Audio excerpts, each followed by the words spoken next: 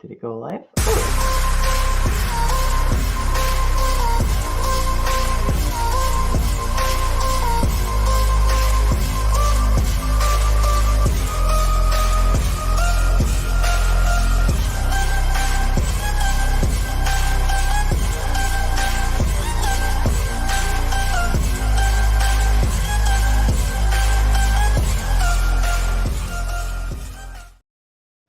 Ta-da! It is Suicide Prevention Saturday. It is 9 p.m. Eastern on, what day is this? April 15th. Tax day. Dun, dun, dun. Actually, although I did look and I found out that tax day is actually not until the 18th, which really, really confused me. By the way, Suicide Prevention Saturday. Why? Because 2 out of every 3 gun deaths the CDC tells you about are suicides. And if we are looking to truly save lives, we would talk about mental health more. Because, mental health is a good thing. We want to be mentally healthful. All right. So tonight we are talking death and taxes. I am accompanied here by DJ, who I don't know if I just clicked them off or not, but he had the banners running and then they're gone. So I don't know if I screwed that up. But yeah, I have a cold. My throat is a little bit scratchy tonight. So one of our goals is I'm going to try to stay on target. So if y'all are commenting and that sort of thing, I have them hidden. Because those of you who've been here before, like Fiona and Tara and G23 and Mike White and DJ, I think are all the ones I saw commenting before we started. Yeah, I don't want to go squirrel too hard because I want to try to get through this before I lose the rest of my voice for this evening. So what is today? Tax day. And what did the thing say? We're going to talk about death and taxes because, they kind of go together, oddly enough. I spent the day with my mom today, and we were actually talking about death and taxes because, yeah, it's just, your parents get older, you start planning for their funerals, things like this. And it's like, oh, yeah, the more transfer of stuff prior to your passing to those who you actually want to have it becomes less expensive and takes less time than after you're gone. And yes, these are the things I talk about with my mom because, we're all going to die at some point. We just never know when. All right. So with that, DJ, if there's anything I need to answer or say anything to address, you're in charge of letting me know that. Okay. Okay. Okay. All right. So a couple of weeks ago, I got that phone call saying, hey, one of our veteran leaders died. Found out later it was an overdose, not a suicide. So I don't know if that's a good thing or a bad thing. Death is death. And I had prepared this thing on grief, and it was specifically for veterans. And I think that this is a good list of what happens when someone dies and how we deal with it. Now, this list is a theoretical what you could possibly experience. If you feel like Googling something like the stages of grief, you will find something that's anywhere from 5 to 7 stages of grief. So we're going to just briefly talk about a couple of them. Or actually, no, I'm going to go through the whole list that I created for the veterans because there's a little nuanced thing when we go there. And I know I'm talking about veterans, but it's good for you to know, whether you're a vet or not, how to deal with grief. Most of us, and this was part of the conversation we had at that event, was we are not really set up in America that much to deal with the loss of someone. And taxes are dealing with the loss of your income. So this is why death and taxes go together. It's one more reason why death and taxes go together. But I have to do my present thing because I forgot to share my screen. So hold, please. That's weird. Oh, there it is. Okay. Yeah, technology. It's my friend sometimes, but not always. All right. So if you look at a generic list, it's going to tell you what is the first step. And shock, aka what just happened, is generally it. I know we've talked about this before, but oh wait, see, I hit the wrong button. My bad, so bad. Shock. When you find out someone is gone, no matter how old or how young they are, we're always like, wait, what? So-and-so is gone? Last year, one of my shooting buddies died, and I don't know, he was in his 40s or 50s. And this is the thing, I am so age ignorant of those of you who've been my friends for a while. You just are whatever age I am. So I'm guessing he might be in his 50s, but he could have been younger. But he died, and everyone's like not expecting it. But we all die. So it's kind of funny that the first step is always shock. What just happened, when we know everyone's going to go down at some point in time. I don't know if we just think that people are going to live forever. I don't know. But that's generally the first one. Haha. Then there's denial, avoidance, confusion, and fear. Now, I can tell you firsthand, I went through 1 and 2 instantaneously when my sister was in a car accident and died. Because A, I thought she was in college, so I didn't think she was anywhere close to where we are. And B, it is immediately what happened. It's like, first is like, what are you talking about? My sister's not dead. And then it's like, no. And so the cop had to actually take out her license and say, is this your sister? I'm like, oh yeah, that is truly her. So then we move on to the third possible way that you're going to go, which is anger, frustration, irritation, anxiety. So here I am on this beautiful sunny day, and what happens is the anger. You're mad, you're upset. We are always mad at those who have left us behind. There's just no way to get around it because you want one more. Sorry. You want one more memory with them. You want one more opportunity to be able to do something. And so this is where, and everyone deals with anger and frustration in different ways. So it's not like you're just like wanting to smash things. Although I actually had a friend of mine who was creating a therapy session where your goal is, right, you go tag sailing and you go and buy people's old china, and it's got patterns on it and stuff. So you go and buy cheap china from tag sales or the Goodwill or something along those lines. And the anger portion of this is you take those things and smash them against a tree or somewhere, and then you pick up the pieces of the things you've just smashed in anger, and then you make this really pretty mosaic out of it so that you can take your anger, use it, and then create something with it. And I just thought that was a really cool idea. And that was actually one of the therapists I worked with when my sister had died. So the next one that I've got on my list here is more for veterans, but I think those of us who are not veterans can understand this point of view. Survivor's guilt. Why them and not me? This was the thing that I added in specifically for my vets because it's really hard. And as far as not being a veteran, I'm sure that there are plenty of folks out there who have had that, oh, they were too young. Oh, they had such, so much more life to live. Why them, not me? Is definitely one of those things where it's just like, in the veteran community, I know that I hear a lot of vets talk about this. And again, back to the fact that we are not really well equipped to deal with death in general, unless you are a devout something. In Judaism, the first Jewish, funeral that I went to, and we're in the graveyard, and at the end of the service, everyone takes a shovel of dirt and throws it on the coffin. And part of that symbolism is that your group of people that you live with help you all the way into the grave. And I don't know if that's the right way to put it exactly, but it's just that it's the community, is that you are still part of the community.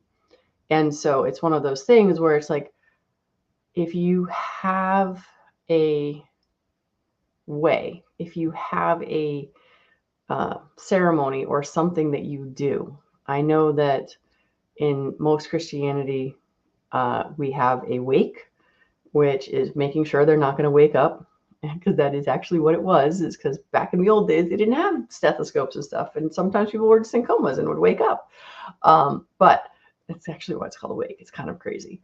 But so here we are, and we go and pay our respects, and then we bury them, and that's kind of all we have. So the more you have a way to deal with or a way to expect, and this is where if you get into lots of different types of religions, it gives you lots of outlets. Like if you believe in God, if you believe in Jesus, if you believe there's heaven, if you believe there's hell, you have places where you're expecting to go. We were talking about Thor. Somehow Thor and Thor's Day came up not that long ago.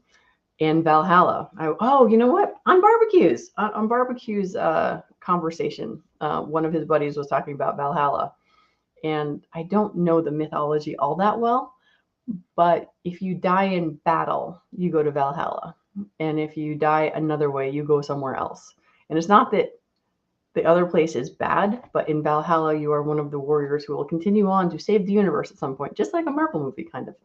So these are the things that can help people, is having a path, being prepared, having an idea what's going to happen next. And I got to go my next thing. All right. Oh yeah. Here's this one's more challenging. Bargaining, struggling to find the meaning, reaching out to others. Again, a little bit of that survival skill as far as we're talking about, well, why them, not me, right? Why were they taken so soon? Or why'd they have to go now? Or how come I couldn't get another day, a week, or whatever? And this is where, the idea of understanding what some of these steps are is so if you lose someone, you are not stuck in any one of these, right? At the event, we actually talked about, someone said, how long are you in each one of these? And I'm like, I don't know. Like I shared with you at the beginning, first two, went through those in the first 5 minutes talking to the police officer that notified us. The rest of them, I don't remember being angry. So I don't know if I skipped that, because that's the other part too, is just because these are theoretically how you go, it doesn't mean that you're going to go through all of them, because I don't recall being angry, but that doesn't mean it didn't happen. Oh, what's our next one? Oh yeah, here we go. Sorry, I don't have them written out. I just have to scroll down and find them. So bargaining is, okay, what? And so this is where that question I've told you guys about before with my mom and I, when my sister was killed in a car accident and she came home from work, the police go and escort you home because they don't want, hysterical moms driving on the road. So when she got home, we're standing on the front porch and we're like, okay, what's good about this? And so looking for meaning, that's a really good question that maybe you could use as far as when you lose someone who you really wish you hadn't lost. And as far as I know, when we're sad, it's because we lose someone that we didn't want to lose. So it's so complex, right, though, because if someone is suffering cancer, Alzheimer's, those wasting away diseases, sometimes we have relief when they finally go. And that's not on my list here, but it's something else that should be talked about, because people are afraid to say that, oh, I'm so glad they're gone because they're not suffering anymore. And sometimes people will say it, but certainly not all the time. All right, on to the next step.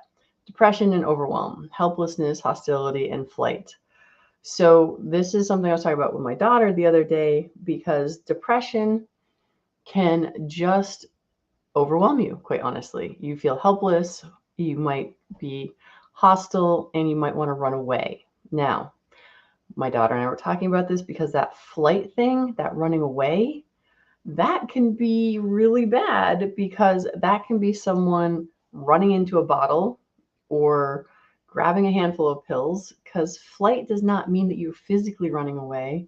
A lot of us are really good at running away in our heads as far as what is scary to us and how we want to hide. And then the final one, right? We get to the end and we have acceptance, exploring options, new plan in place, moving forward. And here's where some people will fight and not want to get to the moving forward place, because they feel guilty. Back again, the whole list is not just in order necessarily. It's just the possibility of what you might feel. But that moving forward, you go back to that guilt of, oh, wait, if I move forward, am I not honoring them? If I move forward, am I just forgetting them? New plan in place is like, well, I don't even want to talk about it, but like if I lost my husband, that would be horrible. But I'd have to come up with a new plan because I wouldn't know what it was like until then. And again, I have girlfriends that I went to high school with, and they've already lost their husbands in their mid 50s, or we're in my early 50s, I guess. But acceptance is the final one, and you can get there, and then you can go back up through the list. So it's not like this is a linear thing. Grief is not linear. Grief is an emotion, and we will all deal with it differently. I can tell you, we will put it on hold. We will be like, okay, like I said, I went through those first two of denial. No way, my sister did not just die. And then what was the other one? Well, that was two. Denial. So shock. No, she didn't die. Denial. Also, she didn't die. In like the first 5-10 minutes of it. But then like actual sadness, I put that sucker on hold for almost a full year because I was making sure I was taking care of my mom. Oh, and my 3-month-old. Oh, and my year-old. So it was a lot. So just be aware. Just because you're not going to go through it once. My sister has been gone for 15 years now. And I will randomly feel really sad. And if I talk about it, hold on. Remember that breathing thing I teach y'all? And to look up? Yeah, that helps you not cry as much. So it will randomly hit you, and understand it's part of the process. And if you know that it's just a step in the process, then you get to walk through it, realize you don't need to hold on to it, except maybe the acceptance thing would be a good thing to hold on to. But know that just because you got to acceptance doesn't mean at some point you might slip back. So with all of that, DJ, do I have any questions or anything I have to talk about? Brooke, I've been paying more attention than I usually do, and the text chat has honestly been slipping me by a little bit. So I'm going to do two things. I'm going to do two things at once. Okay. The smashing of plates. I've sat for more than a few moments, and I didn't hear what you were saying because I was fascinated by that practice, that idea. It sounds wonderful to me to have the release and then create remembrance and yes, I wrote this down, a renewal. You're recasting something, in this case, shattering and reforming into some other piece. And you said artwork, I think. You are, so that creates something that then when you reflect on it, or as it was occurring to me upon my reflection of that sort of thing, it can do nothing more than bring a smile. Exactly. Now, towards the end of what you shared with us this evening, you were talking about spikes in emotional grief. Mm-hmm. I too have those, most recently within a week. And that was at the loss of my brother and missing him quite a bit. So one of the things that I'm going to offer to folks is that I share stories that are like short quips, like my brother used to do this. Mm-hmm. And it just allows that to exist between in just a few brief sentences. That way, if the person you're speaking with or around wants to engage you, they can. They don't have to commit to that, but you're offering them the opportunity to then further share. And that is where the real release can come of whatever might be lingering in there or whatever just needs to be honestly beaten down or reduced. Because the degree of sorrow that can also accompany those memories, it doesn't keep you in bed for days, perhaps. It might in the early stages, but in, the decades that have passed, you and I share that in common as well, that it's been several decades for us. And oftentimes it will not soften. And, the pardon the moment while I myself look up, because tears shed in remembrance are really difficult for some people. They aren't difficult for me. I don't really like them when they come out at times or in places where time to cry, as far as I can tell. I mean, because even if I'm crying all by myself, I still feel like I'm like, oh, this is annoying me. But I'm trying to get over that. But I'm 50 something. Yeah. We're still working on that. But so yeah, the struggling. Sorry. So I'm going to throw up the other slide for real quick. The bargaining, struggling to find meaning. The reaching out to others, to me, is like the best part of going to a funeral. In that, when you're at a funeral, or like you just said about telling the story of your brother, it's like by telling the story is certainly a way to reach out to others. It's just one of those many things where it's just like, okay, this is what we can do. Because when people call me and say, hey, this just happened, when other families have dealt with suicide, they're like, what can we do? I'm like, tell the story, tell the family the memories that you have of that person that made them special in your life.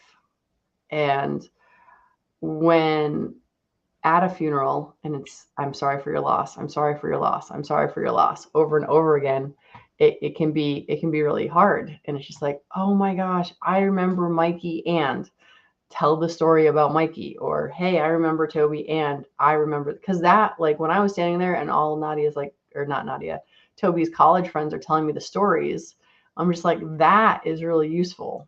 Because I think that helps the families the most. And I think it helps all of us to get through the stuff. You know, Brooke, speaking of getting through, I'm going to bring to your screen now. This is from Mike White. He says, I use avoidance and non-acceptance like they're not really dead, but gone away, and I just can't see them or hear them. Okay. That's interesting. Yeah. You know, coping mechanisms and the way we introduce them to others sometimes is also a way that we can improve. Maybe the future generation of grievers, I guess I would say. You mentioned that you went to a Jewish service, you know, a levaya, and there are two things. I'm an adopted Jew, so the disposition of the body is within a day. Now, these are kind of traditions, and they're flexible for some believers, right? But it's within a day. That's the body. But sitting Shiva is 7 days, and there are several things about that I really like. You know, traditions of others, though I may not bring them into practice, can be useful. So when sitting Shiva, there are a couple of interesting things. You're talking about like how is it that we can come across something that might be strange to others? Well, there's still in modern practice part of sitting Shiva, which is to cover mirrors. You're talking about how in the old days this is how something was done. Well, that was to keep spirits from perhaps coming between the planes of existence. Now, I didn't mean to chuckle because I don't necessarily want somebody to think that I disapprove of it or I find it that amusing, but that's just something that wouldn't be in my practice necessarily. Yeah. Now, there are just a few more things. One of them is that the person. Thing about that, though, the sitting Shiva, is it's giving you actual time. It's giving you permission to grieve. And in America, it's like, okay, you get the morning off to go to the funeral and get back to work that afternoon, right? So the sitting Shiva also gives you that permission to actually take some time to deal with the loss. So that's the other thing that I love about that. And, you know, I'm certainly more familiar with, Christian tradition in funerals and burials. But one of the things about sitting Shiva that I also find interesting and cool, is that the principle, you know, the person, like the matriarch, the patriarch, the chief mourner is the one who sits the Shiva. They sit lower than everybody else because that indicates that they are of low spirit. And this is the thing that is most dynamic and interesting to me. The doors are all open. And that, you know, we like think about security, in some days, but on those days, what it does is it provides the opportunity for anyone to come and express their condolences, however that might be, but also that their coming and going isn't a distraction to those who are gathered to mourn. Right. And so there's so much extra respect and consideration and precision based, brought out in that, Judaic tradition. Yeah. So I really like that. I really like that. And yeah, I mean, it's one of those things, like if you read the Bible, there are so many things in there. And I'm like, I tell people, even if you're not Christian, there's a lot of good stuff in the Bible. If you just like read some of it, some of it's kind of weird. But anyway, so I threw up Woods because Woods is like Mike White and avoidance and non-acceptance. I think a lot of us are hardwired to be like, no. And I mean, as far as like Mike White saying you just can't see or hear them, I have a funny ghost story, maybe. When my dad died, randomly, I will smell cigarette smoke. just totally random. No one is around, and I just smell cigarette smoke. My dad started smoking at like 50 after most of my childhood, swearing that my mother was committing child abuse because she smoked when I was a kid. So the irony there to me is that he started late in life, and B, that every so often I just randomly smell smoke. And I always think of my dad when that happens. I'm like, oh, it's the ghost of my father. So Mike might not be able to see or hear them, but I can smell them. So, You were talking about Valhalla and its woods. I've heard him mention it more than once. okay. The gods choose the worthy or prove the worthy. I can't remember the quote that he throws out as well, but there's another tradition kind of thing. In Viking funerals, the mourning and grieving process in different cultures continues to be fascinating to me. Yeah. No, I mean, and that's just is having something to do, having a road to walk on, right? That's why I'm like, here are some of the steps to get through grief. One of the biggest things, like with Tony Robbins and Dean Graziosi and those guys that I listen to, it's like, it's okay to go through all of these things. It's okay to be angry. Just don't get stuck there. It's okay to be super happy, but know that this too shall pass, kind of thing. So, but yeah, and Hey, Brooke, I'm going to bring. Oh, you brought up the comment that I was going to. Oh, we're fighting for it. I will not. Live production. I love it. This is from Tara. She says, sometimes I have to cry. It physically hurts not to. It is a release of everything, and it usually cures a headache for some reason. I get where she's coming from with the crying and the release, but I have the opposite effect when with the headache. I get all sinusy headache when I cry. It clears pretty quickly. But yeah. Well, I think sometimes it's fighting it, because like if you don't embrace the cry, you fight it for too long and you do this stuff up your face. So, but yeah, it's not. I don't know that I always. It just, I find crying often is out of my control, and I'm like, what is going on here? I mean, as I started to tear up a couple times today, I'm like, oh, okay, I wasn't planning on this being quite so emotional for me. So I'm just like, okay. But yeah, the taking a breath. I have a future interviewee. We're going to talk about breath work and how to breathe through emotions and fun stuff like that. So, but with that, we're hitting almost the half an hour mark, and we were trying to be brief today, but you did more talking than you said you were going to. So I've got that going for me. And did we miss anything else? I'm like, did you look through? I kind of looked through. I think I got. I did. It's been really great hanging out with you another Saturday, Brooke. I'm glad that you're here every week as the hostess with the mostest, right? Okay. And it is also great to see all these people gathering in. Yeah. And anytime y'all can spread the word, it's the good word that the program is here. I try to do that. The live chats that I venture into, toss the link to a friend. You got a text or message in your hand, the ability to send a text message at the end of your hand, in your hand. So, go ahead and grab that, pass it to somebody, and get more folks in here. And that helps to provide the comfort network for everyone. And by all means, if you have, because I actually did April and May for whatever that is, subjects. And I haven't put May up yet. But anyway, if there's stuff you guys all want to talk about, by all means, go ahead and leave it in the chat for what's something else you'd like to talk about. And I think that's about it. All right. With that, I'm going to bed now. I'm going to rest my poor little throat, and I'm going to go night-night. And I will see you all next week. There will probably be some additional videos up here this week. I'm not sure when though, but I am getting into training a ton, and because I've got competitions coming up. So anything you want to know about competition, let me know that too. I'll put stuff up, because all my other students are like, oh, there's only Suicide Prevention Saturday on your videos. I'm like, I know, I'll work on that. So anyway, good night, everybody. I will see you next